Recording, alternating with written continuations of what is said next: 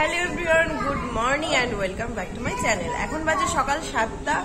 তো এখন মা, দাদা, বৌদি, তারপর হলো বাবা, টুনু, মানে আমি ছাড়া বাড়ির সবাই যাচ্ছে বৌদির বাপের বাড়িতে, কারণ মাসির শরীর খুব খারাপ। আর আমার যেহেতু অনেকগুলো পড়ানো আছে, তারপর পঞ্চায়েতে একটা মিটিং আছে, তাছাড়া আমার রেশন কার্ডের লিঙ্ক চলে গেছে। ওটা যদি ঠিক না করি তাহলে 1 সপ্তাহের মধ্যে মানে ওটা লিঙ্ক চলে যাবে, আর 3 মাস আমার কার্ড থেকে রেশন পাবে না। তাই আজকেও সবকিছু করতে হবে, সেজন্য আমি বাড়িতে থাকছি। তো আমার জন্য সব রান্না বান্না করে দিয়ে ওরা এক্ষুনি গাড়ি আসবে, বেরিয়ে পড়বে। তো আমি পড়িয়ে টড়িয়ে তোমাদের সাথে কথা বলছি। তো এখানে মাদের গাড়ি চলে এসেছে, ব্যাগপত্র সবকিছু নিয়ে চলে যাচ্ছে, ওরা গাড়িতে উঠে পড়ছে, আর আমি একা হয়ে গেলাম পুরো। জল টল নিয়েছো তো? একটা জোয়ান নিয়ে নিতা, যদি পেট গোলা তো খেতে পারতাম। ঠিক আছে, সাবধানে পৌঁছেই ফোন করে দেবা।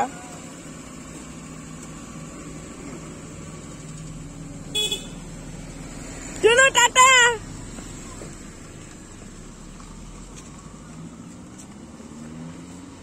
মারা বেরিয়ে যাওয়ার পর তারপর আমি পড়িয়ে টড়িয়ে নিলাম। এখন সব স্টুডেন্টরা চলে গেল ঘরে, আমি পুরো একা। তো মা যাওয়ার সময় ডাল বড়া আর আলু সেদ্ধ করে গেছে, ওটাই খেয়ে নেব এখন। দুপুরবেলা আমি পঞ্চায়েতে তো বললাম মিটিং এ যাবো, তো ওখানে দিদি তরকারি নিয়ে আসবে, তরকারি নিয়ে আবার বাড়িতে আসবো। এসে খেয়ে দিয়ে আবার 3টের সময় যেতে হবে রেশন কার্ড ঠিক করতে। আমার আজকে দিনটা মানে পুরো যাবে। তারপর দুপুরবেলা স্নান টান করে একটু হেয়ার স্পা করেছিলাম। বাড়িতে কিভাবে হেয়ার স্পা করতে হয় সেটার ভিডিও খুব তাড়াতাড়ি পেয়ে যাবে। তো এবার আমাকে যেতে হবে পঞ্চায়েত মিটিংয়ে। এখানে মিটিং চলছিল আর আমি লুকিয়ে লুকিয়ে ভিডিও করছিলাম। আমাদের কিছু একটা লেখা ছিল। আজকে পুরো মিটিংটা হয়েছিল জমি সংক্রান্ত তথ্য নিয়ে। কোন সম্প্রদায়ের মানুষদের জমি ভাগ করার নিয়ম কেমন সেগুলোই আমাদেরকে বোঝাচ্ছিল। এখানে কাকি আর সন্ধ্যা মাসিও বসেছিল, আর সবাইকে লিখতে হয়েছে অনেক কোশ্চেন।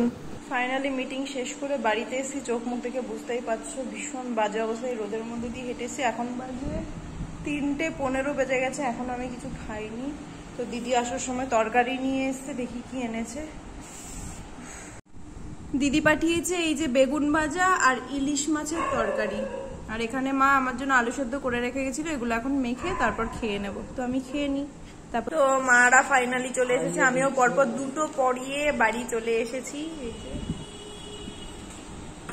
সবাই গাড়ি চড়ে একদম টায়ার্ড হয়ে গেছে, আর মাসিরও শরীর খুব একটা ভালো নেই, মানে কি কঙ্কাল হয়ে গেছে। আর আমার ট্যান পরে অবস্থা খারাপ হয়ে যাচ্ছে গলায় টলায়।